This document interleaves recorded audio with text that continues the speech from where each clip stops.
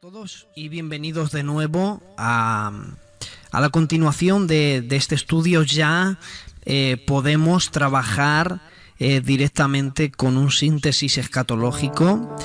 Podemos entrar en temas más profundos en cuanto a los eventos finales, ya que hemos estado trabajando en las 3 clases anteriores con las 70 semanas de Daniel, que como estuvimos explicando, no podemos entender bien la escatología, no podríamos entender la escatología a menos que no hayamos explicado las 70 semanas de Daniel. Continuamos con nuestra clase número 4 de escatología y vamos a trabajar con un libro, ¿de acuerdo?, que tiene como título Un vistazo a la eternidad. Este libro es una síntesis de escatología. Y bueno, trabajamos con este libro por la razón de que yo soy el autor. Entonces trabajo con un libro de las cuales las notas no son ajenas, sino que son conocidas. Entonces yo puedo responder por cada una de las notas. Habiendo conocido las 70 semanas de Daniel,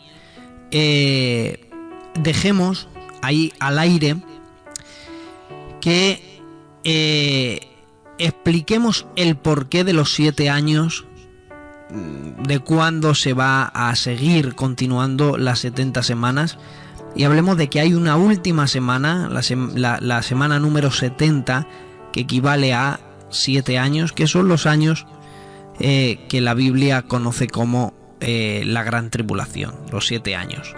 Esos 7 años que se dividen en 2 periodos de 3 años y medio. Y vamos a continuar nuestra serial de escatología con un tema como es un tema interesante el que nos compete hoy, como es el arrebatamiento. Fíjense, todos aquellos que nos están viendo a través de las diapositivas, pues estarán viendo una imagen que prácticamente a mí me fascina de la manera en que representa el arrebatamiento.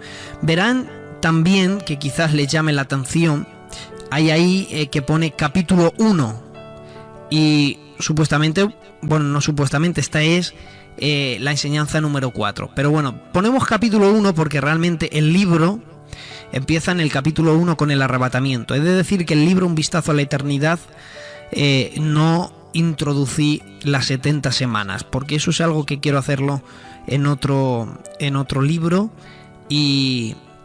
pero quería unificar las 70 semanas con este libro. Así que hoy comenzamos con el arrebatamiento, aunque es la clase número 4.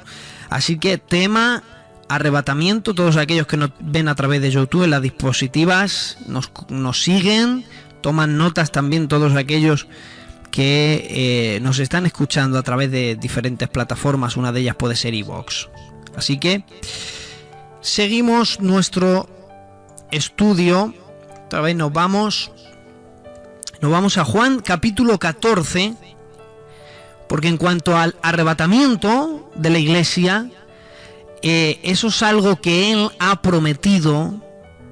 O sea, Cristo prometió recoger a los suyos. Él lo prometió, es algo que Él prometió, y ya saben ustedes que todo aquello que Dios cumple, o todo aquello que Dios promete, Él lo cumple, porque no hay palabra que Él que haya prometido no cumpla. Entonces Él ha prometido recoger a los suyos. Eso lo vemos en Juan capítulo 14, verso 1 al 3. Dice: no se turbe vuestro corazón, creéis en Dios, creed también en mí. En la casa de mi Padre muchas moradas hay.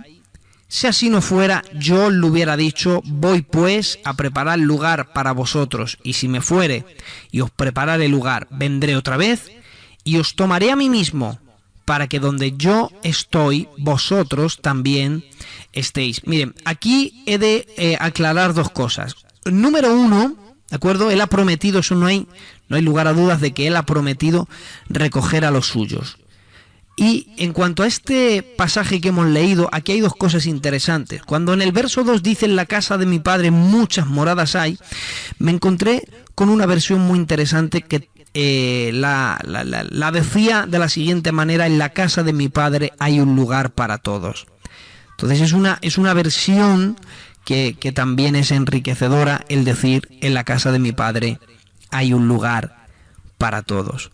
Y en el verso 3 también he de aclarar la frase que dice: y si me fuere y os prepararé lugar para vosotros. Entonces hay esa frase, usando la hermenéutica, el y si me fuere, entonces deja en duda que puede que no se vaya. Y si me fuere. Entonces deja en duda que posiblemente no pueda, que haya una posibilidad, aunque sea mínima, que no vaya a preparar lugar. Si no va a preparar lugar, entonces está hablando de que no va a morir. Entonces Cristo, él tenía claro cuál era su misión y él sabía lo que había venido, sabía cuál era el resultado. Entonces, a esa frase hay una versión que dice: cuando me marche, os prepararé lugar. Entonces ahí no deja duda que Cristo se iba a enfrentar a la muerte, resucitaría y ascendería al Padre y preparara el lugar. Cuando me fuere. No y si me fuere, porque y si me fuere es a lo mejor muero o a lo mejor no. Pero cuando me marche, o sea, no queda lugar a duda para lo que Él ha venido a hacer. Entonces el arrebatamiento es algo que Él ha prometido. Él ha prometido recoger a los suyos. Es algo que los ángeles lo confirmaron. Dice Hechos capítulo 1, verso 10 y 11, dice: y estando ellos con los ojos puestos en el cielo, entre tanto que Él se iba, ahí hablamos de la ascensión, cuando Cristo resucita y después se presenta a muchos, a 500 hermanos, y se presenta, luego la Biblia dice que Él se marchó y junto con ellos dice, aquí se pusieron junto a ellos dos ángeles varones con vestiduras blancas, los cuales también dijeron: varones galileos, ¿por qué estáis mirando al cielo? Este mismo Jesús que ha sido tomado de vosotros al cielo, así vendrá, como le habéis visto ir al cielo. Entonces, el arrebatamiento no es algo que únicamente Cristo lo prometió, que así sucedería, sino que además los ángeles lo confirmaron. Pero es que además es una propia petición del propio Cristo al Padre. Y él dice, Juan 17:24, Padre, aquellos que me has dado, quiero que donde yo estoy, también ellos estén conmigo, para que vean mi gloria que me has dado, porque me has amado desde antes de la fundación del mundo. Y si es una petición del propio Cristo, las peticiones del propio Cristo al Padre no son ningunas negadas. Porque, por ejemplo, hay un texto que es un texto mesiánico y un texto que se cumplirá porque es una petición, o el Padre le da la oferta, entre comillas, para que todos entendamos que Él formule una petición que será cumplida, y es aquella que en el Salmo capítulo 2, verso 8 dice: pídeme y te daré por herencia las naciones y como posesión tuya los confines de la tierra. O sea, ese texto no es para la iglesia, ese texto es un texto que se cumplirá en la persona de Cristo, cuando en el tiempo del reino milenial le pida al Padre las naciones y como posesiones los confines de la tierra, y al Hijo nunca se le ha negado nada, jamás. El arrebatamiento va a suceder no solamente porque Él ha prometido recoger a los suyos, no solamente porque los ángeles lo confirmaron, no solamente porque es una petición del propio Cristo, sino que también es el resultado del cumplimiento de su palabra. Y hay varios textos donde nos confirman el cumplimiento de la palabra en cuanto al arrebatamiento. Por ejemplo, vamos a estar leyendo, ahí están los que nos ven, están ahí, tienen las citas, hay 5 versículos que vamos a estar citando, porque si algo es enriquecedor esta síntesis, es que hay más versos de la Biblia que comentarios. Entonces es más la Biblia el que habla, porque vamos a dejar que la Biblia nos enseñe, porque nos basta la Biblia para poder aprender cualquier tipo de doctrina. En cuanto ahora que estamos hablando del arrebatamiento, no solamente Él prometió recoger a los suyos, los ángeles lo confirman, es una petición del propio Hijo, sino que Hebreos capítulo 9, verso 28, dando cumplimiento a su palabra, así también Cristo fue ofrecido una sola vez para llevar los pecados de muchos y aparecerá por segunda vez sin relación con el pecado para salvar a los que le esperan. ¿Te das cuenta? Eso es algo que Él ha prometido, él va a cumplir su palabra. Primera de Pedro capítulo 1, verso 13, por tanto, ceñid los lomos de vuestro entendimiento, ser sobrios y esperar por completo en la gracia que os traerá cuando Jesucristo sea manifestado. Judas, verso 21, dice, conservaos en el amor de Dios, esperando la misericordia de nuestro Señor Jesucristo para vida eterna. Santiago, capítulo 5, verso 7, por tanto, hermanos, tened paciencia hasta la venida del Señor. Mirad cómo el labrador espera el precioso fruto de la tierra, aguardando con paciencia hasta que reciba la lluvia temprana y tardía. Y Apocalipsis capítulo 22, verso 20, el que da testimonio de estas cosas dice, ciertamente vengo en breve. Amén. Sí, ven, Señor Jesús. Entonces, Él se debe al cumplimiento de su palabra y por lo tanto todos sabemos que lo que Él promete, lo que Él habla, cielo y tierra pasará, pero sus palabras permanecerán. No habrá ni una jota ni una tilde que no haya de cumplirse de la palabra. Pero fíjense, para profundizar un poco más en el tema del arrebatamiento, se ha usado para explicar el arrebatamiento, se ha usado una palabra que es paruxia, ¿de acuerdo? Esa es una palabra que se usa para el arrebatamiento. Es una palabra que se deriva del griego paruxia, que básicamente lo que quiere decir es estar presente. Eso es lo que significa la palabra paruxia. Por ejemplo, cuando Él aparezca en el arrebatamiento, hará acto de presencia, estar presentes. Es en el sentido figurado, también tiene que ver con venida o con llegada. Entonces, esto ocurre en el arrebatamiento. En el arrebatamiento de la iglesia, Él hace acto de presencia. En el arrebatamiento ocurre que Él viene. En el arrebatamiento es una llegada, que Él viene a esta tierra. Por ejemplo, primera de Tesalonicenses, capítulo 2, verso 19, dice, ¿por qué? ¿Cuál es nuestra esperanza o gozo o corona que me gloríe? ¿No sois vosotros delante de vuestro Señor Jesucristo, y cita, en su venida? Y ahí la palabra venida tiene que ver con paruxia. O sea, tiene que ver con estar presente. Esta palabra también se puede referirse, la palabra paruxia, también a la segunda venida.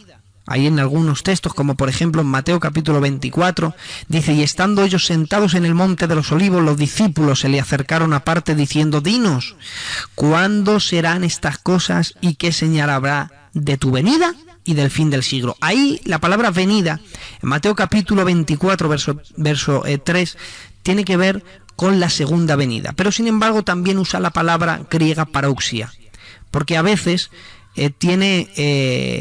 se refiere a la segunda venida. Entonces es una frase que se ha usado. Hay algunos textos más que apoyan esta teoría, como por ejemplo segunda de Tesalonicenses 2:8, y entonces se manifestará aquel inicuo a quien el Señor matará con el espíritu de su boca y destruirá con el resplandor de su venida. Ahí no está hablando del arrebatamiento, ahí está hablando de la segunda venida, y también usa la palabra parousia. Por ejemplo, en 2 de Pedro, capítulo 1, verso 16, porque no os hemos dado a conocer el poder y la venida de nuestro Señor Jesucristo,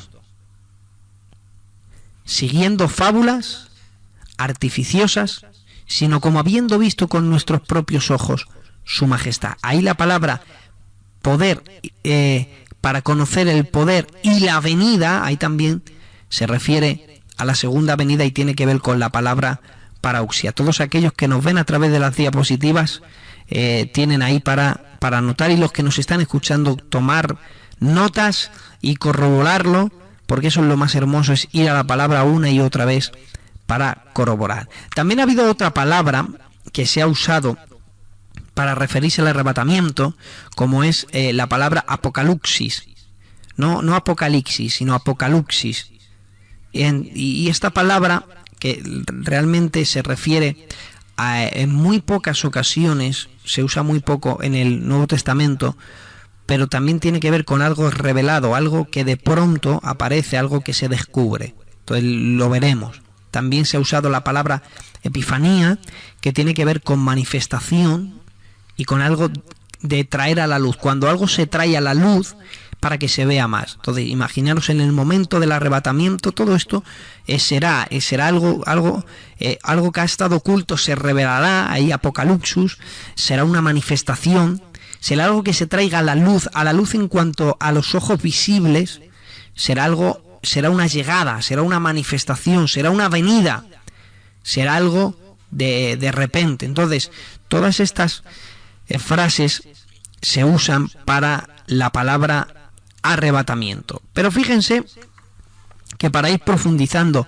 en detalles acerca del arrebatamiento, de cosas que ocurran dentro del arrebatamiento, hay unos detalles en el acontecimiento que van a ocurrir que son impresionantes. Los detalles del arrebatamiento, que he de aclarar una cosa antes de seguir, que existen tres términos o tres teorías o tres diferentes escuelas de pensamiento de cuándo es que sucederá el arrebatamiento. Entonces yo voy a mirar aquí aquí voy a estar mirando. Bien, bueno, pues luego vamos a estar hablando mejor, vamos a dejarlo para el final, vamos a estar hablando de la posición, de cuándo es que ocurrirá. Así que vamos a seguir. Habiendo conocido hasta aquí que el arrebatamiento es algo que Él ha prometido, es algo que Él ha pedido, es algo que los ángeles han confirmado, es algo que se ve reflejado en la palabra y Él cumple su palabra y sus promesas. Hemos visto las palabras griegas para definir la palabra y entender con más profundidad el arrebatamiento, pero ahora vamos a estar hablando de los detalles en el acontecimiento. Hay unos detalles maravillosos y el mejor texto para trabajar en ello es 2 de Tesalonicenses capítulo 4 y verso 16. Dice: porque el Señor mismo, con voz de mando, con voz de arcángel y con trompeta de Dios, descenderá del cielo, y los muertos en Cristo resucitarán primero. Alabado sea el nombre del Señor. Vamos a estar explicando algunos detalles acerca de este maravilloso acontecimiento como es el arrebatamiento. En este texto podemos ver tres cosas maravillosas. Él aparecerá con voz de mando, número 1, número 2, con voz de arcángel, número 3, con trompeta de Dios. Entonces, ¿a qué se está refiriendo cuando habla de la voz de mando? ¿Qué voz de mando? ¿A qué se refiere? Mira, esta voz de mando también aparece en un texto en los evangelios, en la propia boca de Cristo. Cuando en Juan capítulo 11, el verso 43, Él habla dirigiendo su palabra hacia alguien en concreto. Y de entre todos los maravillosos milagros que Cristo ha hecho, el más extraordinario es resucitar a un muerto. Y a un muerto que ya lleva días muerto. Cuando él dice en Juan capítulo 11, verso 43, y habiendo dicho esto, clamó a gran voz: Lázaro, ven fuera. Menos mal que dijo Lázaro, ven fuera. Porque si llega a decir ven fuera, se levantan todos los que estaban muertos. Pero él especificó, y ahí usa la misma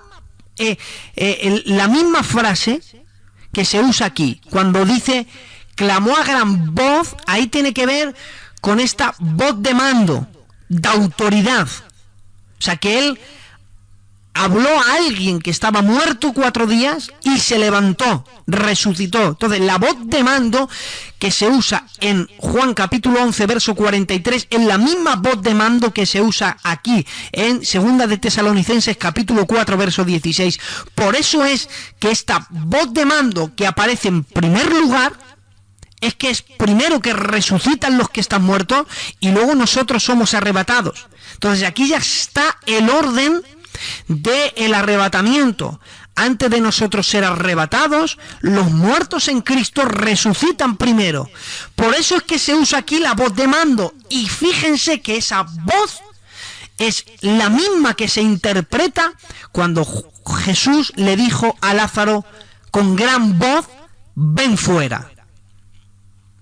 Y fíjense, se usa cuando resucitó a alguien y tiene que usarse aquí.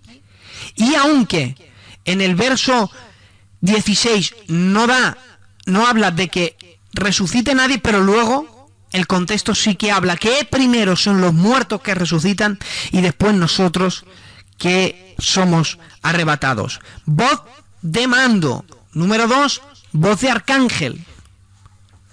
Cuando habla la Biblia de arcángel, hay un solo arcángel en la Biblia que menciona, y es en el libro de Daniel, y habla como el príncipe de los ejércitos celestiales. Los testigos de Jehová pretenden enseñar con este texto de que Cristo es el arcángel Miguel, únicamente porque asocian a Cristo con este acontecimiento, y que es algo que es cierto, que se asocia con este acontecimiento. Pero al mencionar arcángel, pues ya ellos han deducido de que entonces es el arcángel Miguel. Pero no hay base bíblica, no hay texto, no hay nada que pueda sustentar esta interpretación. Porque vamos a ver, si la Biblia dice en Juan capítulo 1 y verso 1, en el principio era el verbo, y el verbo era con Dios, y este era Dios, este era en el principio con Dios, y dice, todas las cosas por él fueron hechas. Y con otro contexto que es en Colosenses capítulo 1, verso 16, que él ha hecho todas las cosas, visibles, invisibles, sean principados, él ha hecho todo, y habla de la creación angelical. ¿Cómo va a ser él el arcángel Miguel? Si el arcángel Miguel pertenece a la jerarquía angelical, está ángeles, arcángel, querubines, serafines.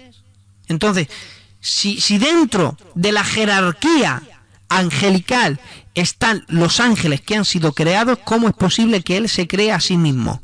Entonces, no hay sustento base. Entonces, ¿a qué se refiere aquí cuando la Biblia habla de voz de arcángel?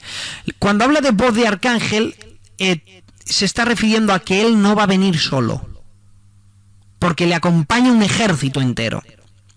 Le acompaña un ejército de ángeles y le acompañan los muertos que están en la presencia con Cristo, aquellos que han partido, que vienen con Cristo en los aires.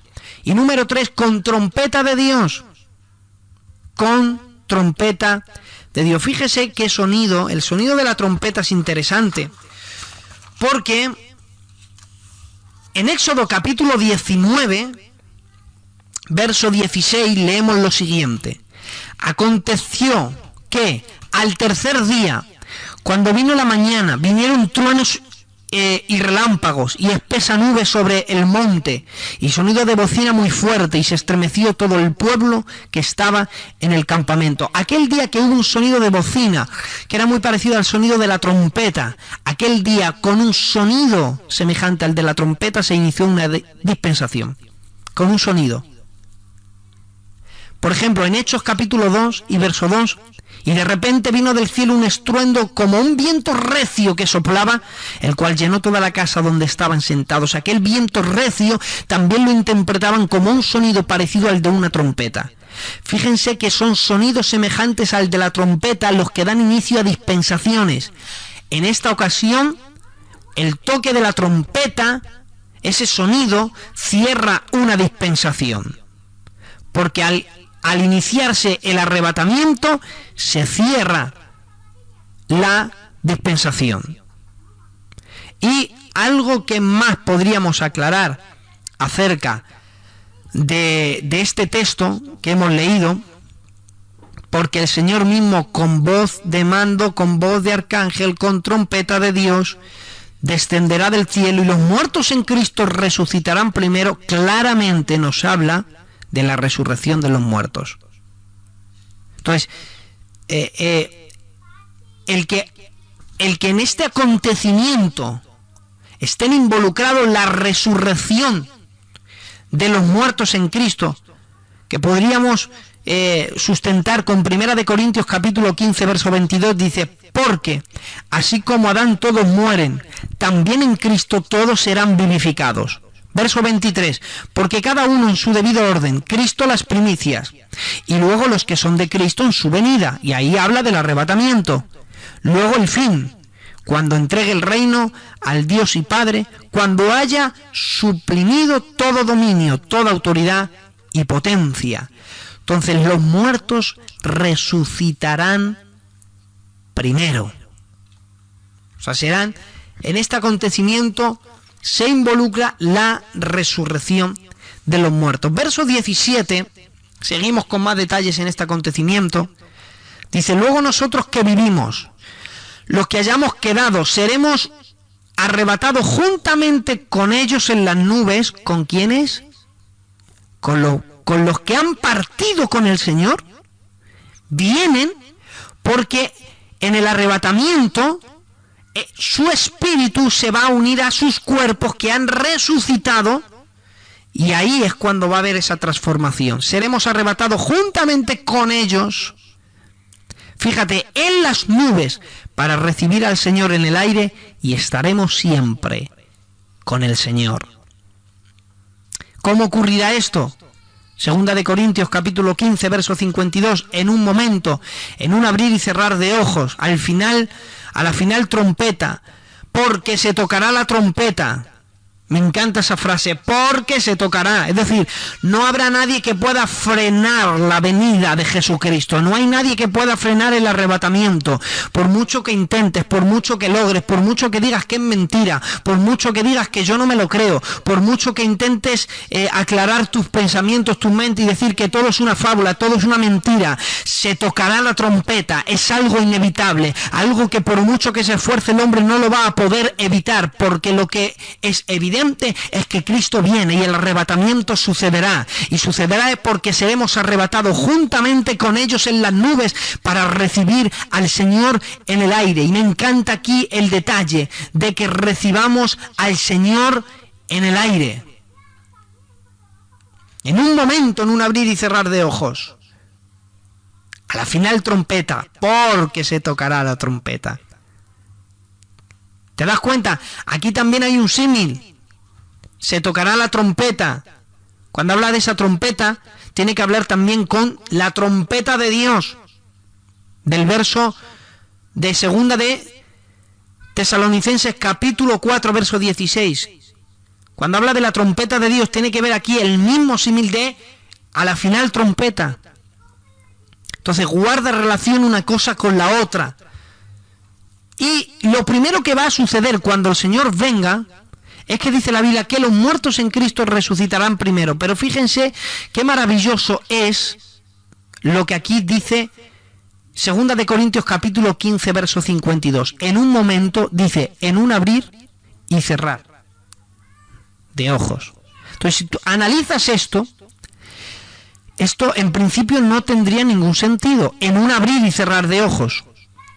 Entonces, lo lógico es que fueran un cerrar y abrir de ojos. Yo los cierro, porque los tengo abiertos, y cuando los abro, ya estoy con el Señor. Eso sería lo normal, en un cerrar y abrir, pero aquí dice, en un abrir y cerrar. ¿Por qué? Porque esto era un hebraísmo para referirse a algo rápido. Cuando hablaban de abrir y cerrar, se usaba un hebraísmo. Y dentro de un hebraísmo había un misterio guardado, el orden de este acontecimiento, el arrebatamiento. Porque cuando habla en un abrir, se está refiriendo a los que duermen en Cristo, a los que han muerto en Cristo, que la Biblia los denomina como que duermen. Es decir, los que duermen tienen los ojos como cerrados. Es decir, cuando habla de en un abrir, se está refiriendo que primero ellos abrirán los ojos, los que duermen abren los ojos. Ahí vemos que los muertos en Cristo resucitan. Y luego nosotros somos los que en un abrir y cerrar, los de cerrar somos los que tenemos los ojos abiertos, que por tanto estamos vivos. Fíjese, en un hebraísmo Dios escondió un misterio, el orden de los acontecimientos del arrebatamiento. Cuando habla de un abrir, habla de primero los muertos en Cristo. Y cuando habla de un cerrar, somos nosotros los que estamos vivos, los que tenemos los ojos abiertos, que en un cerrar, cuando abramos ya los ojos, pero primero los cerramos, seremos arrebatados. Entonces, se usa ahí, cuando habla de un abrir y cerrar, también en ese hebraísmo tenía que ver con algo, fíjense, con átomo, con algo indivisible, con algo que no se puede medir. Es un tiempo indivisible, es un tiempo que no se puede medir. O sea, será en un momento instantáneo. Los detalles del arrebatamiento. ¿Y cuándo sucederá el arrebatamiento? Que con esto quiero ya ir finalizando. Bueno, pues existen tres posiciones diferentes. La primera de ellas es antes de la gran tribulación. Luego hay una segunda que es durante la tribulación, es decir, dentro de 3 años y medio, a partir de la tribulación. Y también existe la otra postura que es después de la tribulación. Es decir, que hay alguien que postula que pasamos la gran tribulación en completo, 7 años. Hay otra que postula que solo pasamos la mitad, 3 años y medio, pero nosotros estamos trabajando con la que la Biblia más sustenta, y es que la iglesia es arrebatada antes que comience la tribulación. Porque fíjense, el arrebatamiento es algo inminente, sin señales. Es algo que no hay señales. O sea, el arrebatamiento es inminente. La segunda venida sí le preceden señales. O sea, la luna se convertirá en sangre, y hay muchas señales que preceden a la segunda venida. Pero al rapto, al arrebatamiento de la iglesia, no hay señales. ¿Por qué? Por una sencilla razón. Porque las señales fueron dadas para Israel. Por eso es que Israel forma parte dentro del plan de las 70 semanas, y por eso es que está reservada la última semana, los 7 años. Para Israel se le dan las señales, pero para la iglesia no hay señales. Por lo tanto, es algo que sucede antes de la tribulación. Y para sustentar esta teoría, terminamos con estos 3 textos. Primera de Tesalonicenses 5:6. Por tanto, no durmamos como los demás, sino velemos y seamos sobrios. Entonces, no nos diría Dios que veláramos si nos va a indicar con señales cuando viene. Entonces, Él nos mantiene que estemos despiertos. Tito capítulo 2, verso 3, aguardando la esperanza bienaventurada, la cual dice, y la manifestación gloriosa. Apocalipsis 3:3, acuérdate pues de lo que has recibido y oído, y guárdalo y arrepiéntete, pues si no velas, date cuenta, pues si no velas, vendré sobre ti como ladrón, y no sabrás a qué hora vendré sobre ti. Entonces es algo que es inminente, es algo que aparece. La iglesia no espera señales. La iglesia no espera señales. Hay un punto de vista Y es que en 2 de Tesalonicenses capítulo 2 verso 7 dice: porque ya está en acción el misterio de la iniquidad. Solo que hay quien al presente lo detiene, hasta que él a su vez sea quitado de en medio. Entonces se ha discutido mucho acerca de este texto y de quién es quien lo retiene. Entonces hay quien dice, bueno, lo retiene el Espíritu Santo. La manifestación del inicuo, del anticristo, lo detiene el Espíritu Santo. Bueno, el Espíritu Santo, fíjense, otros dicen, lo detiene la Iglesia. Bien, intentar entenderme. Por separado, no sería correcta ninguna de las dos. Por separado, ninguna de las dos sería correcta. ¿Por qué? Número uno, la misión de la Iglesia no es retener el surgimiento del mal, porque está la Iglesia y el mal está vigente. Número 2, el Espíritu Santo es omnipresente, el Espíritu Santo no se marcha de la tierra, cuando la Iglesia es arrebatada el Espíritu Santo se queda. Por lo tanto, por separado, ninguna de las dos sería correcta, aunque las dos son correctas en el sentido que lo que retiene al misterio de la iniquidad, dice, solo quien al presente lo detiene, es la obra del Espíritu Santo usando a la Iglesia en la manifestación de los ministerios, los evangelistas, su Iglesia manifestando en lo que la palabra ministerio de la reconciliación, en lo que la palabra ministerio implica. Entonces, la obra del Espíritu Santo en medio de la Iglesia, obrando actualmente, es lo que lo detiene. Pero cuando suceda el arrebatamiento ya no habrá ese ministerio de la Iglesia. Por lo tanto, la Iglesia se marchará. Al marcharse la Iglesia ya no hay quien haga ese trabajo. Eso es lo que lo retiene. Pero luego el Espíritu Santo se queda aquí el Espíritu Santo. Pero nosotros vivamos tranquilos y confiados, porque el arrebatamiento es una promesa para la Iglesia. Nosotros no tenemos que andar con miedos.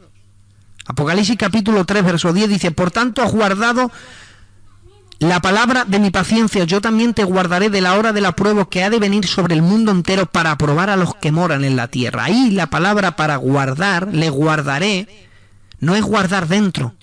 En el griego koiné implica esa palabra que es guardar, pero en el lugar del guardador. Y si él vive, ¿dónde vive? En el tercer cielo. Por lo tanto, cuando habla de que yo te guardaré, no está hablando de que te voy a guardar dentro, sino que te voy a guardar, pero sacado, estando a mi lado, en mi sitio, donde yo estoy, porque si hay algo que no podemos negar, es que Dios no nos ha puesto para ira, la Iglesia no está puesta para la ira. Así que tranquilos, porque Isaías 26:20 dice, andad, pueblo mío, entrar en tus aposentos, cierra la puerta, tras de ti tus puertas, escóndete un poquito, por un momento, hasta que pase la indignación. Jeremías 37, cuán grande es aquel día, tanto que no hay otro semejante a él, tiempo de angustia para Jacob, pero a ella será librado. ¿Te das cuenta? Dios no nos ha puesto para ira. Sofonías 1:15, día de ira, aquel día de angustia, día de aprieto, día de alboroto, de asolamiento, día de tiniebla y de oscuridad, día nublado, día de entenebrecer el cimiento. Joel 1:15, ay del día, porque cercano está el día de Jehová, que vendrá en destrucción por el Todopoderoso. Y 2 de Tesalonicenses 1:9 dice, los cuales sufrirán la pena eterna perdición, excluidos de la presencia del Señor y la gloria de su poder. Dios no nos ha puesto para ira, así que tranquilos, que el arrebatamiento es algo que sucederá inminente. Dios no nos ha puesto para ira, no pasamos la gran tribulación, así que en Maranata, Cristo viene. Terminamos con esta síntesis acerca del arrebatamiento. Continuaremos con el tribunal de Cristo. Bendiciones.